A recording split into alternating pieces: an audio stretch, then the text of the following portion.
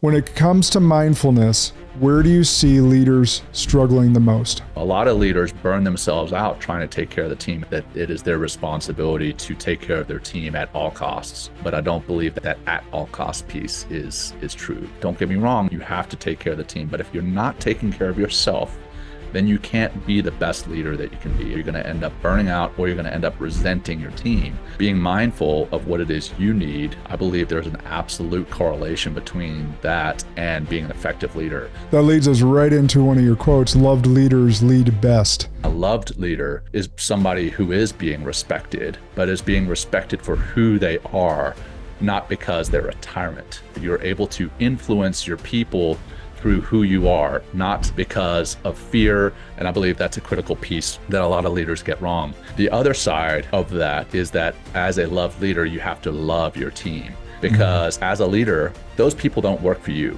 You actually work for them. Yes, sir. So many leaders get that backwards. They're like, oh, because I'm a leader, I have 15,000 people working for me.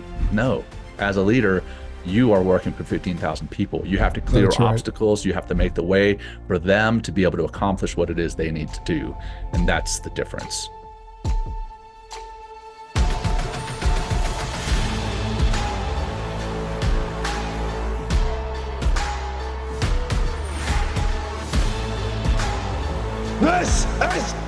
Welcome back to another episode of Spartan Leadership. I'm your host, Josh Kosnick, and this is your friendly reminder to review, like, share, do all the favorite things that we like to do to spread our impact throughout the world. Today, by land and by sea, personally and professionally, we have a true Spartan on the line today. My friend, retired Navy SEAL commander, master of mindfulness, which I'm so excited to get into that too, because those two are not even sentences. Commas don't necessarily need to go together. So retired Navy SEAL commander, master of mindfulness, devoted man of faith, husband and father to 3. Please join me in welcoming my friend Jon Macaskill to the show. Welcome, brother. Hey, Josh, great to be here. Thanks so much for having me. And as I was saying before the show, I just love that setup. I'm a podcaster too, and I need to follow your lead. Get the nice background. Well, so every podcaster now has a neon, right? Yeah. I'm not getting a neon. I love the old planked wood wall, and Alicia's stepmother did this awesome painting of our logo right behind it that's distressed, and we love it in here. I can smoke my cigar cool. and not have a worry in the world. Just get to have a great conversation with some awesome people like yourself. Oh man, well, I'm ready to go. Next time I'll be there in person. That's right. We got to do that in person. Maybe we'll have our mutual friend Chad in and go from there. That'd be great, man. From Navy SEAL to mindfulness teacher and leadership coach, let's dig into this transformation journey. So you graduated high school and immediately enlisted. So what drove that decision right out of the gates? Yeah. So I'd been a cross country and track runner. I'd played all sports, but then realized quickly that running was my thing. And my coach in high school was like a second dad to me, but also, as I'm sure you've experienced, I had this love-hate relationship with him. I loved him because he pushed me to my limits and made me explore those limits and find those new limits. And I hated him for those same reasons. But our team was really close-knit. We did everything together. I mean, we ran together, we partied together like you can in high school anyway. And then when I was looking towards graduation, I was like, well, one, I don't believe I'm ready for college. I'm too immature. And then 2, I wanted to be a part of something bigger than myself. I wanted to be a part of the armed services, serving the country, serving the better good. And I'd also spent a lot of time, even though I grew up in Louisiana, I spent a lot of time by the water. I was a lifeguard. I went to the ocean every summer for vacation. I just loved the water. So, the Navy was very appealing to me. And then because of this team that I'd been a part of, tight-knit group, I wanted to be part of this tight-knit group within the Navy, and the Navy SEAL community kind of bubbled to the surface, and no pun intended. And then I was like, well, I'm going to try to go into the Naval Academy. And initially I got denied. So I enlisted in the Navy, trying to go Navy SEALs, and I put in a packet to go to BUDS, which is basic underwater demolition SEAL training. And I'm sure you know that, Josh, but maybe some of your audience may not. And then I also put in a packet to go to the Naval Academy, and I ended up getting accepted to the Naval Academy from the enlisted ranks, and then went that route, and then eventually after the academy went into the Navy SEALs. Is that common to apply for BUDS and the academy at the same time? You know what? I don't know how common that is. I think I'm one of very few that I'm aware of. I know some guys who have gone to BUDS and even through BUDS and become Navy SEALs and then gone to the Naval Academy. But I don't know, the numbers of people who are putting in applications simultaneously. Yeah. And so did that slow you? So it sounds like going through the academy slowed you down from getting assigned to a team right away after BUDS? No, it didn't slow me down. It just changed the trajectory, if you will. So, I would have gone enlisted into BUDS, which was 6 months, and then through the SEAL qualification training, and then gone to the SEAL teams. Actually, back then, SQT, so SEAL qualification training, was at the SEAL teams, and then they changed it while I was at the Naval Academy to being a separate standalone training after BUDS. So I went to BUDS after the Naval Academy as an officer. So it kind of changed the pipeline. As an officer, you go to BUDS, and then you go through some of the officer specific training, and then you go through SEAL qualification training. So yes, I guess in the grand scheme of things, it slowed my path, but it was a completely different path altogether. Yeah. Okay. So I got to ask a couple things on BUDS that I ask anyone, whether it's our mutual friend Phil. I've had many of friends that have been part of the teams that haven't been on the podcast, and I always ask this question for my own leadership, training and development of people, because that's what you and I both do. Right. But what were the things for you? I know you can't answer for everyone, but what were the things for you that kept you from ringing the bell? What allowed you to have the mental toughness and fortitude to continue through such a hard journey where the vast majority of people do drop out? Yeah. I think the big piece, a lot of people will say, well, it was mental and, mental over physical and that kind of thing.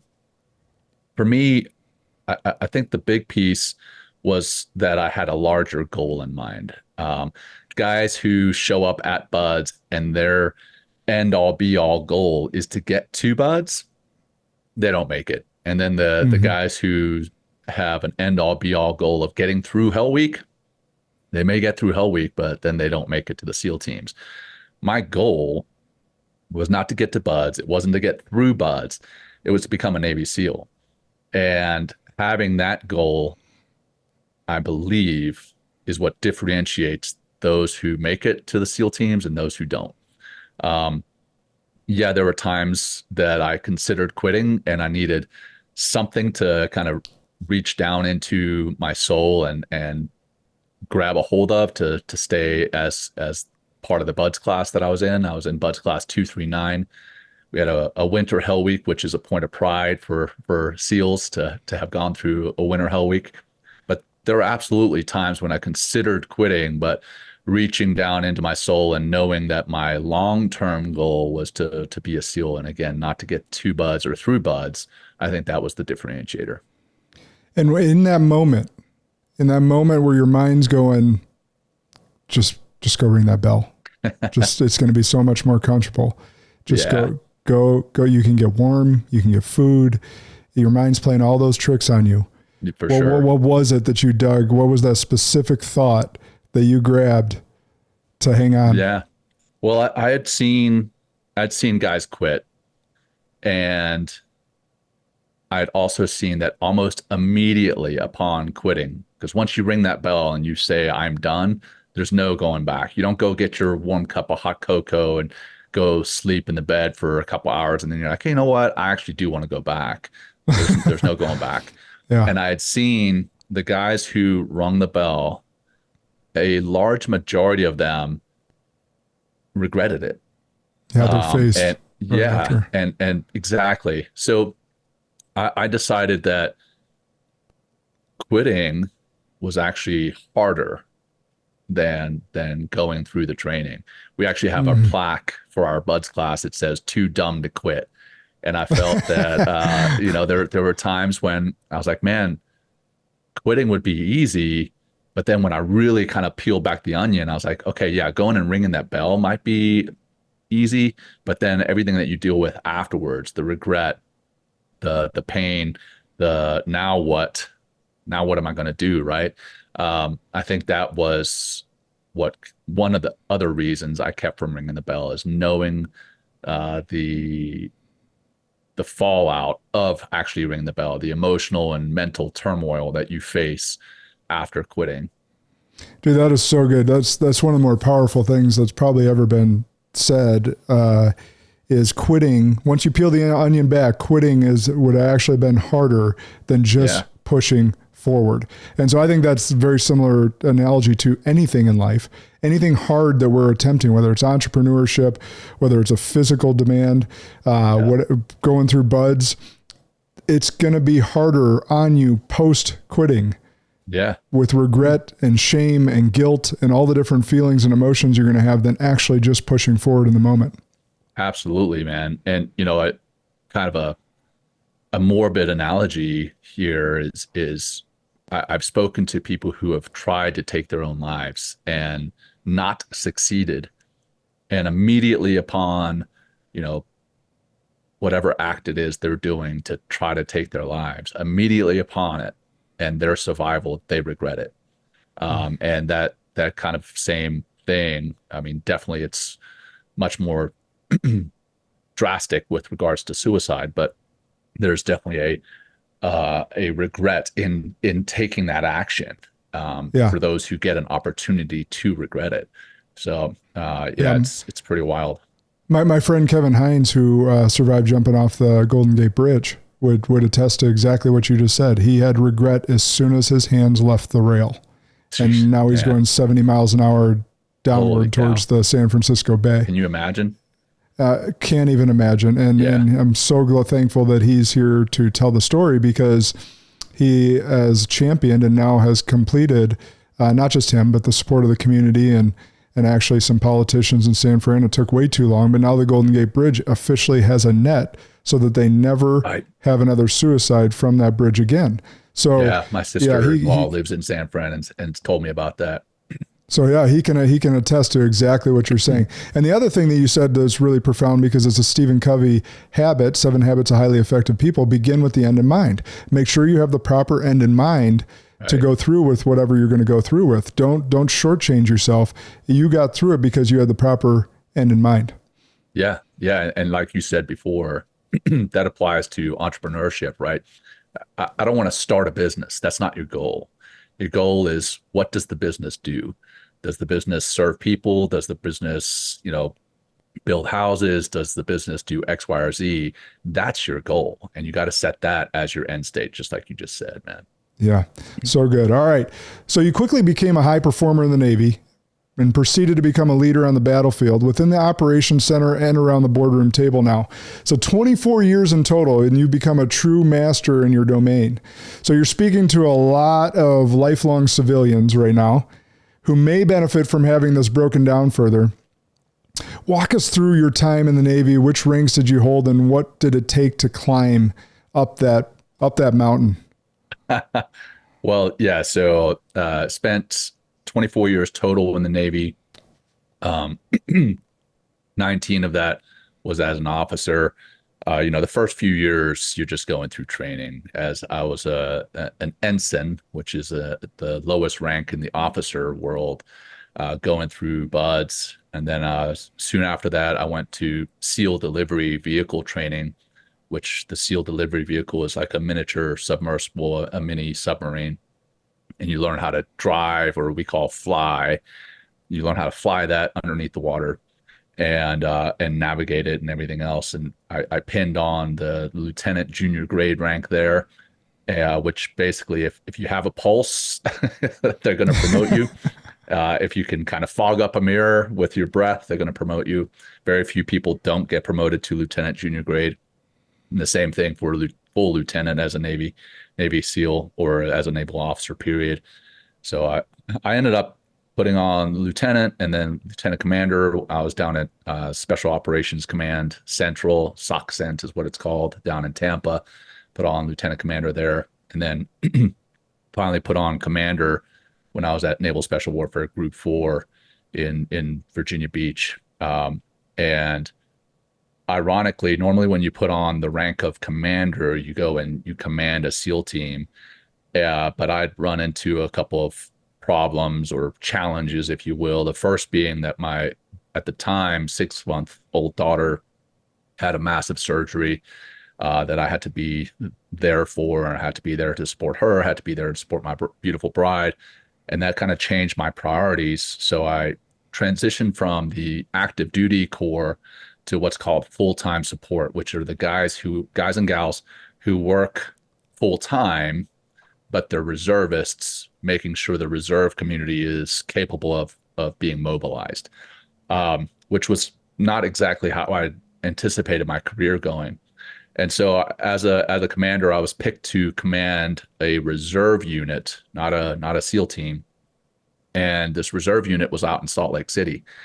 And I was driving out, I turned the drive out to Salt Lake into a father-son trip. Like, we were going to go and see all the sites along the way. And we had a blast. We saw all that. But along the way, I got a call from my sister, and her then husband had beat her up and beat her son up. And as a brother, that made my blood boil. So I called the guy and didn't get him on the phone because, as you can imagine, he sees my number and he knows what has just happened. And he knows, he's trying to avoid me because he's a coward. So I sent him a barrage of texts that were colorfully worded. I'll just leave it at that. And that was not the smartest thing I've ever done. He took, screenshots of all those texts and then filed electronic harassment charges against me. And so my plan was to command this reserve unit out in Salt Lake City for 2 years and then go and command a reserve SEAL team. Well, I was never given that chance because Naval Criminal Investigative Services, NCIS, they got involved, treated me like a criminal. They swabbed my cheeks, did my fingerprints and all that stuff. And I actually, before I ever took command of that element in Salt Lake, I was relieved for loss of confidence and then sent back to Virginia Beach. And at that point, I decided, hey, I've loved the Navy and I've done everything I can for the Navy. I was a little jaded at this point. I still love the Navy, but at this point I was jaded. I was upset at the Navy, and I decided, okay, I'm going to do my last 2 years and then I'm going to retire. So I retired at 2020, or in 2020 at the height of COVID. Didn't do a retirement ceremony again because I was a little angry at the Navy, disappointed with the way that it all ended. And my retirement ceremony was a text message from my boss, my Navy captain boss in 2006, saying, thanks for your service, as I drove out of Virginia Beach. So you and I aligned there on our unceremonious exits with previous loves. Yeah. My company was a previous love, and I felt very betrayed by how they handled things when someone stabbed me in the back and sued me for discrimination, and someone that I cared about and recruited and developed, and they decided to play the political card, and the company bailed on me. Someone I had, bled for and sweat for, metaphorically, so we share a lot in common in that. But it's the mindfulness or forgiveness or what, I still won't talk bad about them, even though they deeply hurt me, because it's one of those things that I am who I am today because of them. And right. I know you are absolutely. who you are today because of the Navy. Right. And even that weird twist at the end kind of reignited my mindfulness and meditation practice. I'd kind of fallen off of it for a while, and that twist was like, okay, I better get back into it. And it made me more present as a father for my little girl. Now I've got 3 little kids, but it made me more present as a father. It made me more present as a husband. So in a weird way, that pain that I went through and that twist has got me back on the track that I'm on, or not back on, but got me onto the track originally. So Yeah. yeah. Before we get into that, because I want to spend the majority of our time there. What do you think? Because obviously we just named something the Navy didn't handle very well. Like I just named something that my previous company didn't handle very well. But what do you think the Navy did well with in respect to training and development of leaders, now that you're spending a lot of time in the corporate space, that either corporate or entrepreneurs could learn from? Yeah. No, I can't speak for the Navy as a whole, but specifically the community that I worked in, Naval Special Warfare, because people will ask me about the Navy. They're like, "Hey, how was it being on ships?" And I'm like, "Man, I don't know. I don't have a clue about all that. I can tell you about the Naval Special Warfare community, but I can't tell you about the big Navy, aside from the, a couple of little ship cruises that I did when I was a midshipman back at the Naval Academy. But within the Naval Special Warfare community, leaders, and not just officers. I mean, the men and women within the community, we're all looked at as leaders, and we were taught through various leadership seminars, leadership trainings, how to deal with what we call VUCA environments. So volatile, uncertain, complex, and ambiguous, VUCA. And I think that is a critical piece that's not necessarily taught within corporate America, is dealing with those volatile, uncertain, complex, and ambiguous environments. On top of that, we're taught what's called the military decision-making process, MDMP, and it's very methodical in handling everything. So you have an idea of where you want to go, and then you backwards plan from that. A lot of what I've seen in corporate America is they're planning for just the next step, not the long-term vision. Again, coming back to our long-term goals, having those long-term goals and then being able to break it down into smaller, digestible goals, and then figuring out what you need to do to get there to those smaller goals. Yeah, that I've seen lacking in parts of corporate America. There are some leaders who I have the utmost respect for within corporate America. There are some teams that I have the utmost respect for, and I really can't teach them a whole lot. Mm-hmm. There's others that I have the utmost respect for, but I can still show them a thing or two. And then there's some that I don't have a whole lot of respect for, and I have respect for their team. And I'm still going to show those leaders that, hey, I don't necessarily tell them this, but they may not be the best leaders, but they have a great team, and they owe it to their team to improve themselves as leaders. Yeah, that's really good. All right, so let's fast forward. We know where you've been and what it took you to get there. So let's talk about where you are today and your transition from military to civilian life. What was the greatest? Let's talk about the greatest gift you received from your time serving our country that propels you into what you're doing now. Yeah, ironically, the greatest gift was given to me through some of the greatest trials. And when I say greatest trials, I'm not talking BUDS. BUDS was difficult, but I had much greater trials within the SEAL teams. Specifically, I struggled with stress and anxiety, survivor's guilt, moral injury, those types of things from both what I did on the battlefield and then what I didn't do, which I know that sounds a little odd, but sometimes you are not allowed, either by the law or where you are, whatever the case may be, you're not allowed to do what you believe is morally right. And one case in particular, I was not on the battlefield when I had friends who were, and they were dying, and I wanted to be there. And that, I believe, caused me the greatest moral injury and survivor's guilt. Like, why them and not me? And how do you wrestle with that? Sorry to cut you off. That's such a big thing. Like, how do you wrestle with that as a human being? I didn't wrestle with it. I drank and I self-medicated. I struggled with it. And that actually, it helped to numb the pain for sure, but it also made me not want to be here. I had no drive. I had no sense of fulfillment. I had no sense of happiness. So I was like, you know what, coming back to suicide that we were talking about before, I got to a dark spot where I actually considered that. And I luckily went to a counselor who recommended mindfulness and meditation. And this is where that greatest gift comes from, Okay. is this counselor recommended mindfulness and meditation to me. And this part sounds a little rehearsed because this is one part that I speak about on stage. I laughed in his face because I was like, man, I'm this badass special operator, and you're telling me to practice You're a this warrior. yeah, exactly. Like that Spartan mask behind you or Spartan helmet. That's how I've kind of viewed myself. And I was like, what are you doing? You're recommending this hippy dippy woo woo stuff to me. And so he was like, well, John, what if I had a pill that I could give to you that would change your performance physically and mentally, personally and professionally? And as a special operator, we're always looking for something that's going to give us a performance edge, an edge over the enemy on the battlefield or an edge over our buddy right next to us.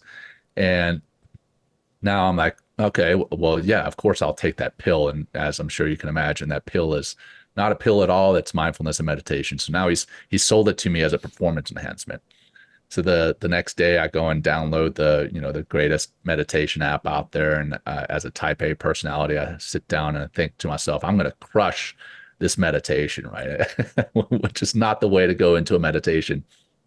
So I sit down and I get into the meditation, and I'm about, I don't know, maybe 30 seconds in, and my mind is on everything except the meditation. And so now I'm pissed off, and I start to believe that I'm too high a performer. My mind is too full of stuff to meditate. There's no way meditation is going to help me. So I go back to the same counselor the next week, and I'm like, Doc, man, that meditation stuff, it's not for me. And he asked me what I did, and I tell him what I just told you.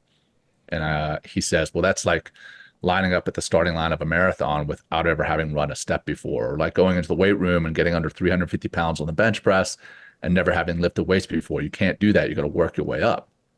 So now he's speaking my language, and I'm like, okay, Doc, well, what can I do? How do I get started? He says, well, I want you to sit down. So I am sitting down, and he's like, okay, get comfortable. All right, comfortable. He's like, okay, I want you to breathe in for a count of 4, hold for a count of 4, breathe out for a count of 4, and hold for a count of 4. And I want you to do that 4 times. Box And breathing. it's exactly right. Box breathing, right? And that's the reason I drew the box there, is that first breath in is the edge, the next hold is the top, breathing out is the other edge, and then the next hold is the bottom of the box. That's why they call it that. I was like, Doc, I've done that before. We didn't call it box breathing. We didn't call it breath work. We didn't call it mindfulness. We didn't call it meditation. We call it tactical breathing. And we did that on the shooting range so that we could shoot better, shoot in between heartbeats, shoot in between respiratory or in between breaths, kind of slow our respiratory rate. And so now I did it in his office, and I felt better. And then I left his office, and I got cut off by some jerk in traffic. And I was like, I want to reach out and choke this guy. And I was like, okay, well, let me practice this box breathing right here behind the steering wheel. And I did it, obviously, with my eyes open at this point. Did it, and I started to feel better. And so I started to do this box breathing, very simple exercise, whenever I started to get stressed or anxious, which was fairly often. So I'd do it, 10, 15, 20 times in a day. And I started to see that the effects were longer lasting. And at that point, then I was able to get into, a 10-minute meditation. I didn't jump right from box breathing into an hour-long meditation. I started getting into like 10 minutes and 15 minutes. And after about 2 months or so, I started to see and feel the difference in myself. And then I thought, well, maybe it's just the placebo effect. And I had somebody pull me aside at work, and they kind of wanted to whisper something in my ear, because I guess they didn't want me to announce this to the world. And they're like, hey, John, what are you taking? As in, what kind of medication am I taking?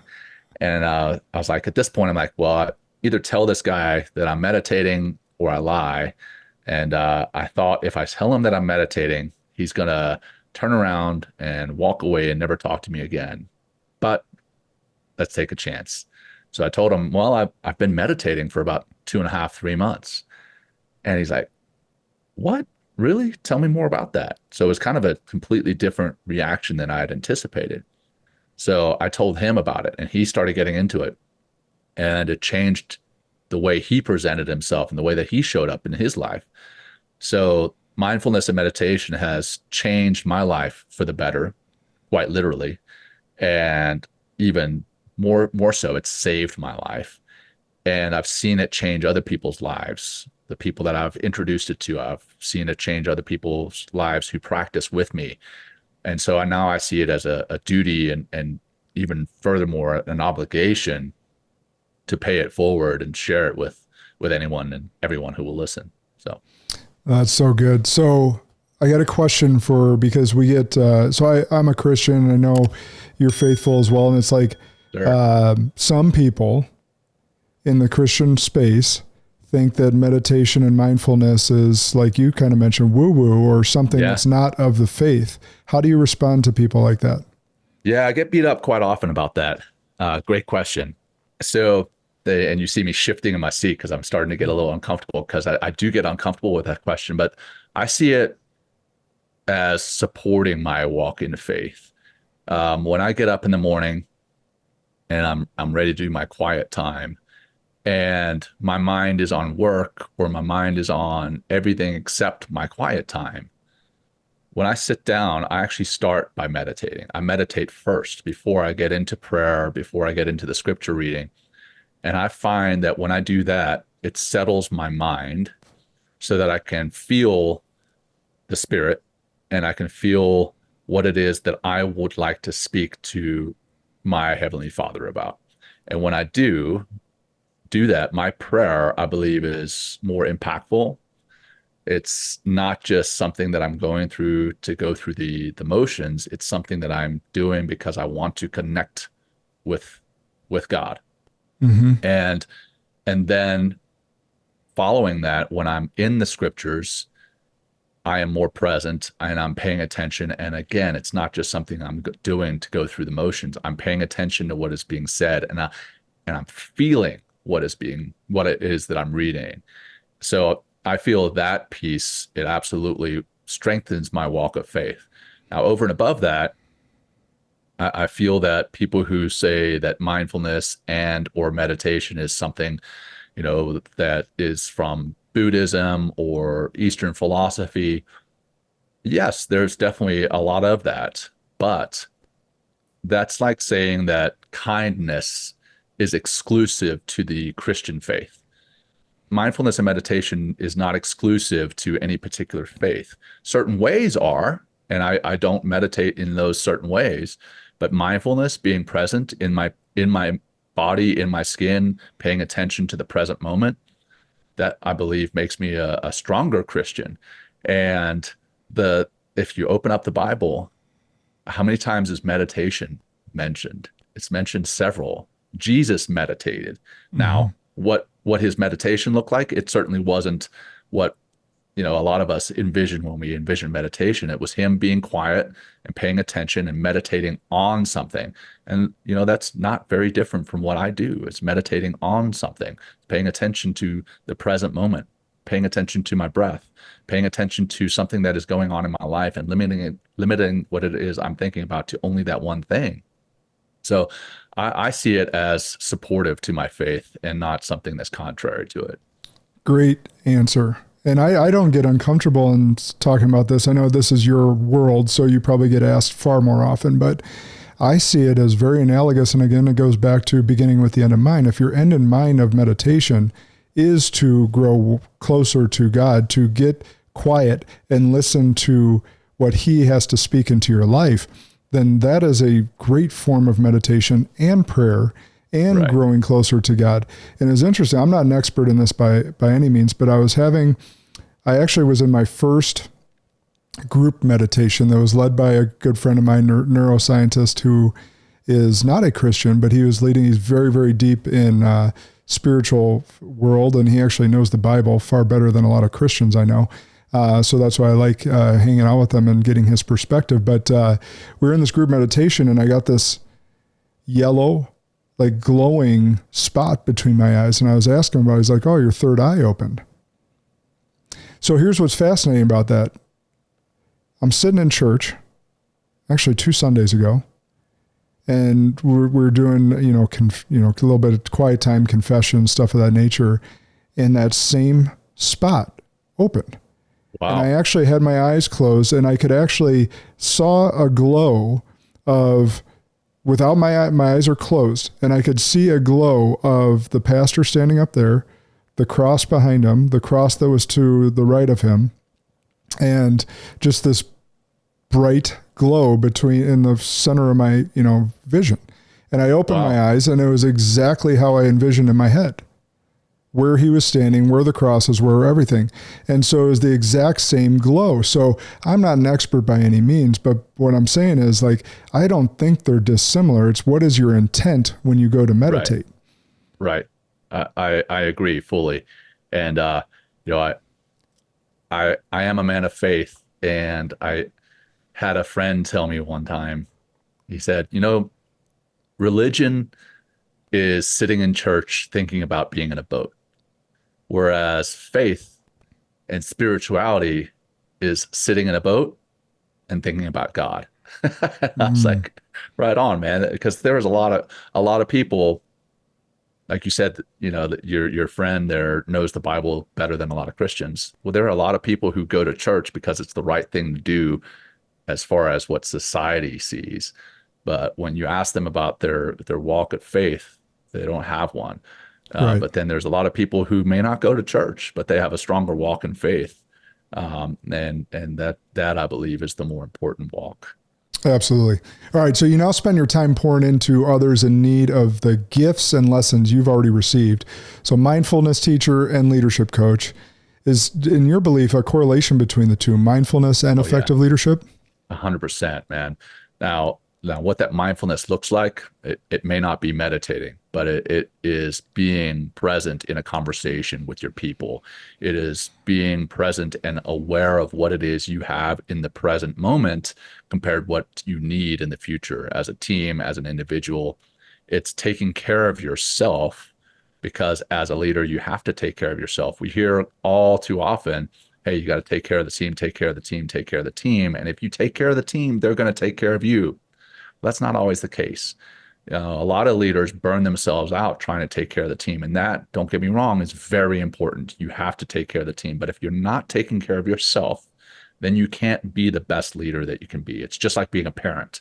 If you're continually focusing on the needs and wants of the kids, you're going to neglect your own needs and wants. And eventually you're going to burn out, or you're going to end up resenting your children. Well, as a leader, you're going to end up burning out, or you're going to end up resenting your team.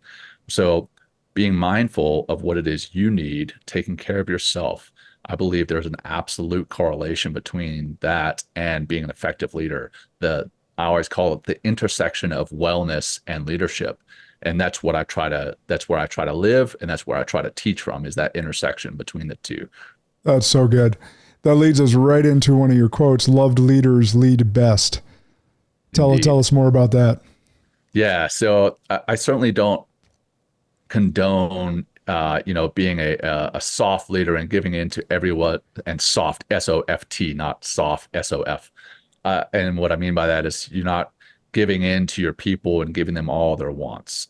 But there is a level of being respected. I forget, it may have been Patton that said something to the effect of, I'd rather be hated than, I'm going to screw it up, but bottom line is, respected versus liked. yeah, that's it. I'd rather be respected versus liked. And I believe that the reverse is true. Like, being loved doesn't mean you're being liked, right? Like, we've all heard the saying, hey, I love you, but I don't like you. Well, being loved is not the same as liked. So being a loved leader is somebody who is being respected, but is being respected for who they are, not because they're a tyrant. And I believe that's the difference. In being a loved leader, you're able to influence your people through who you are, not because of fear, not because of what they're going to face because they didn't listen to you, not because of retribution, but because they're like, you know what? Jon asked me to do this. I have tremendous amount of respect and love for him, for who he is. And because of that, I'm going to do X, Y, and Z.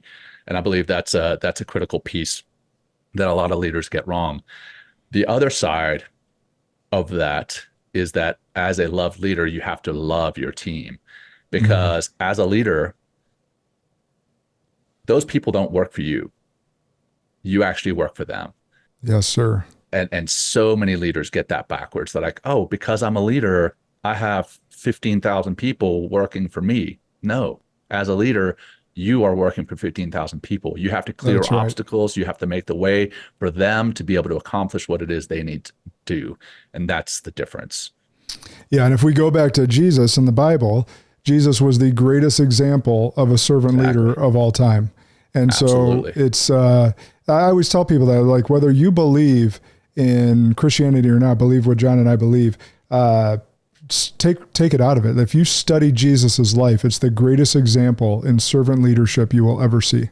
Right. Now, and I'll tell you, my mother is not Christian, but she believes that about Jesus. She absolutely believes that about Jesus. And I love that she's able to, even, as much as I would love her to be a Christian, she's not, but I love that she is able to still believe in Jesus Christ and believe that he was, and still is, in my opinion, the greatest example of a servant leader ever. 100. All right. So on top of everything else you do to give back to your community, you host a podcast. And this morning you spoke on the topic of tools for focusing your mind.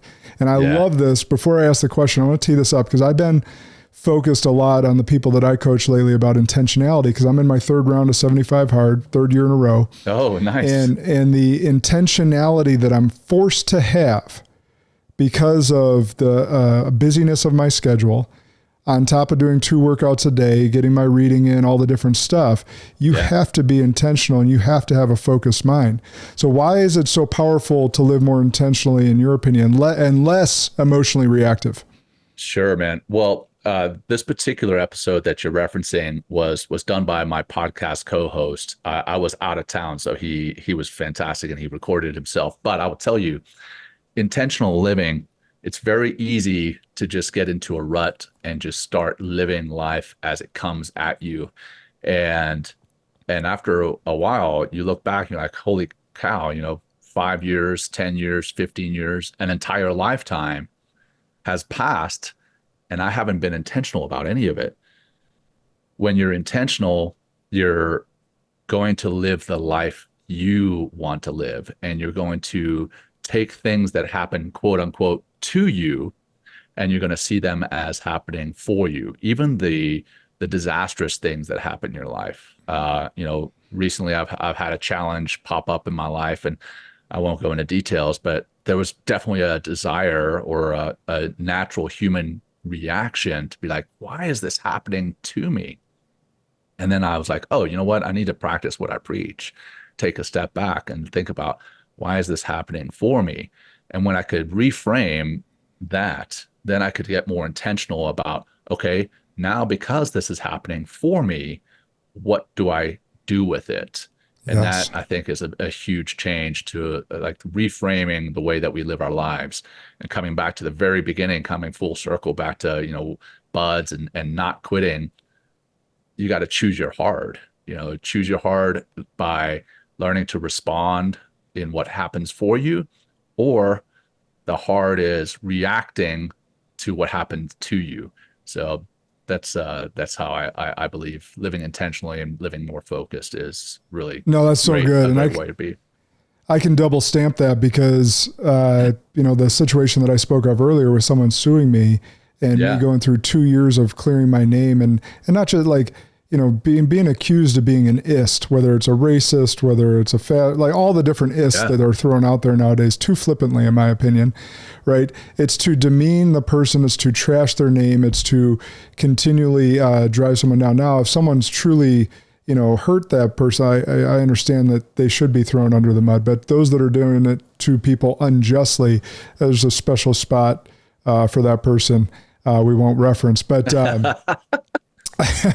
so the point is that I'm trying to make is I've already in the last 2.5 years been able to help so many entrepreneurs and so many leaders that have been treated unfairly or been unfairly attacked or unduly attacked, navigate their own emotions and navigate their own mental,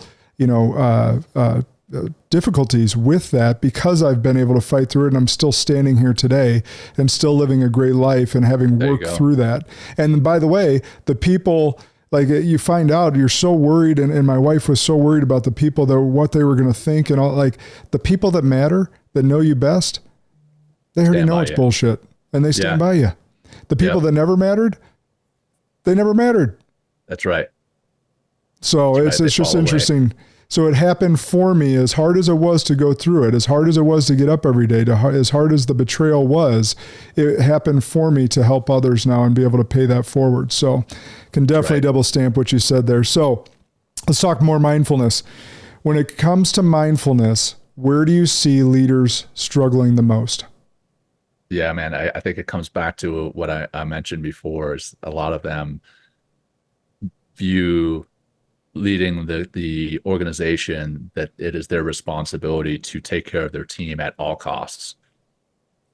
I do believe it is their responsibility to take care of their team, but I don't believe that at all costs piece is true. You've got to take care of them. You got to take care of yourself. Um, and I think that's a piece that many neglect. And if you ask leaders, you're like, hey, how's your mental health? Most of them are going to say, oh, I'm good. I'm stressed, but I'm good.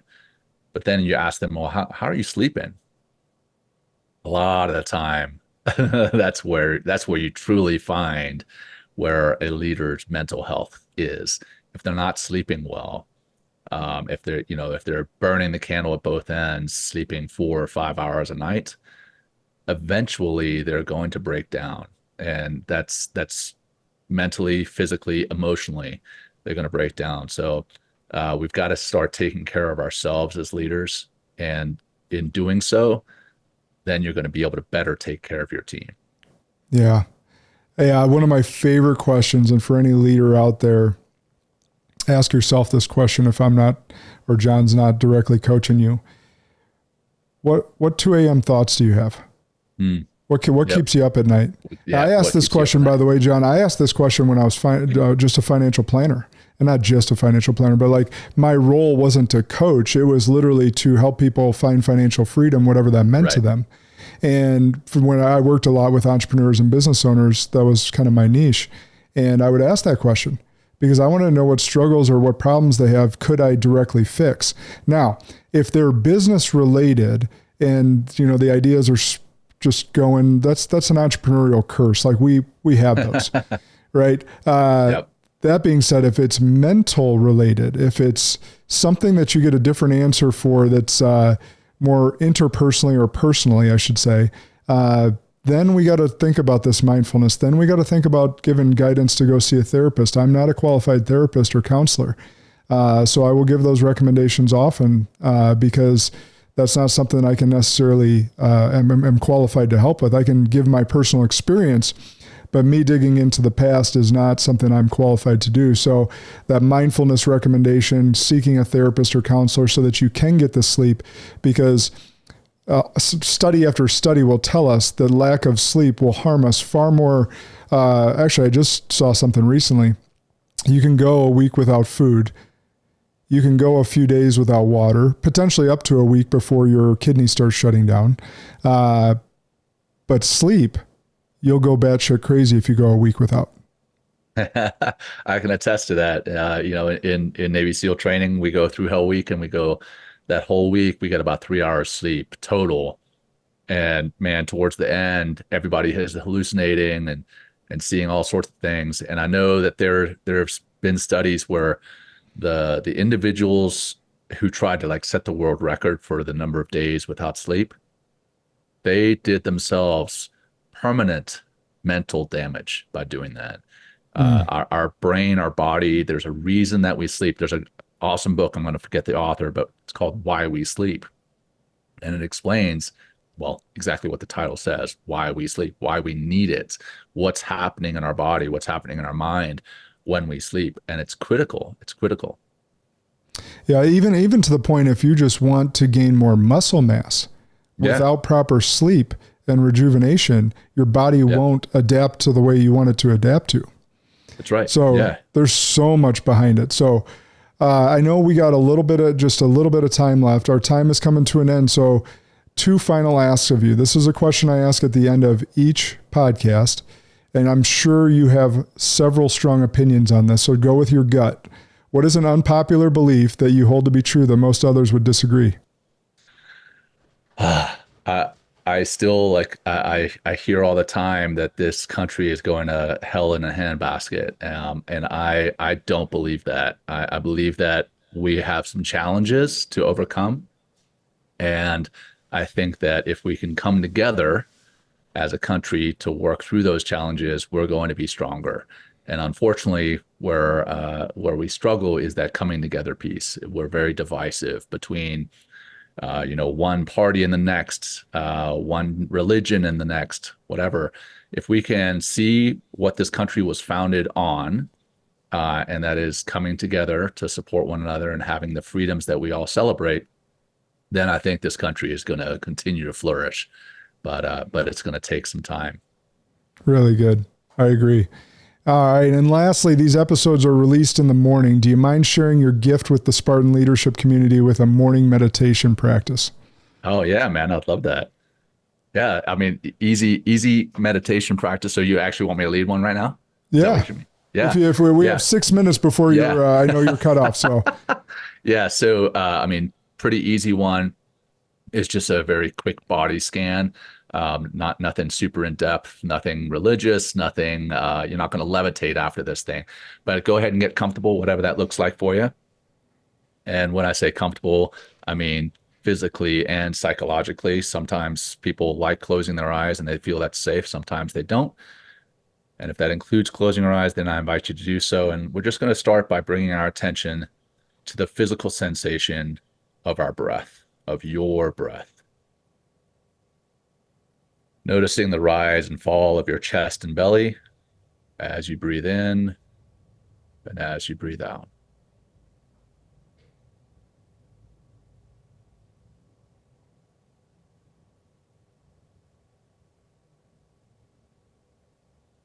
And even in this moment of silence, you may have noticed that your mind has wandered off to some other place, some other time. That's perfectly okay. Just bring it back. Bring that focus back to noticing the physical sensation of your breath.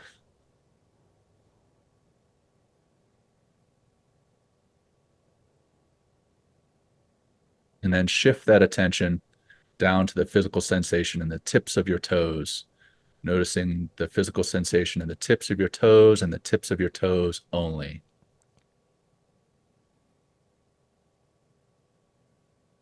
Shift back to your whole foot, bottom and top. Scanning up your legs to your ankles, your lower legs, your calves and shins, your knees, front and back, thighs, front and back, your butt, lower back, lower abdomen. Continue to scan, noticing the physical sensation in your upper abdomen and middle back.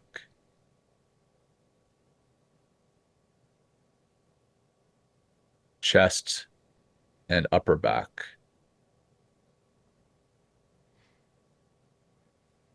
Your shoulders.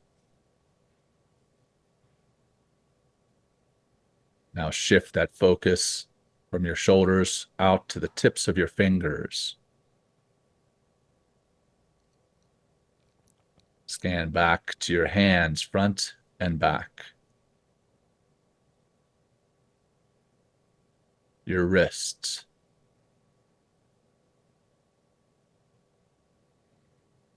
Forearms. Elbows. Upper arms.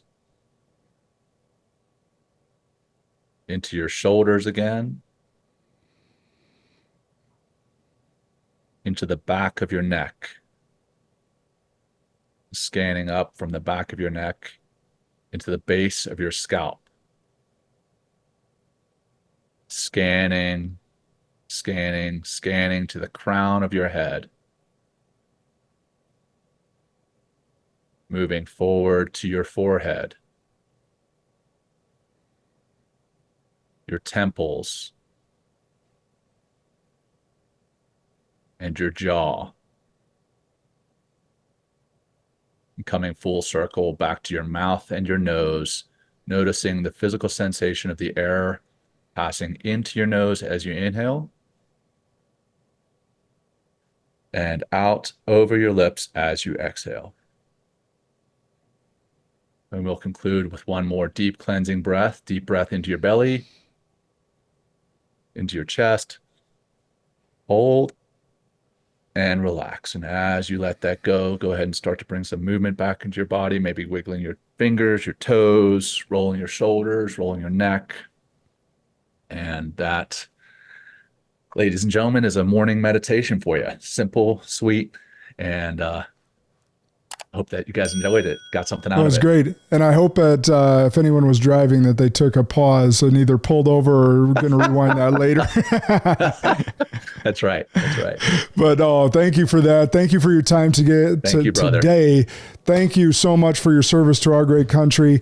Where can they follow you, Jon? Yeah, easiest way, I decided just to put a text together.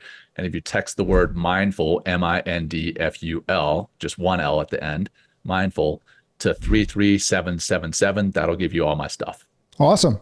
That is easy enough. And he's also huge on LinkedIn, so you can search him on there. Jon, no H in his name. We'll have all this stuff in the episode assets and notes as well. Thank you so much, brother. Thank you, man. Appreciate it. Spartans, remember the good and great are the enemies of possible. Lead like a Spartan today.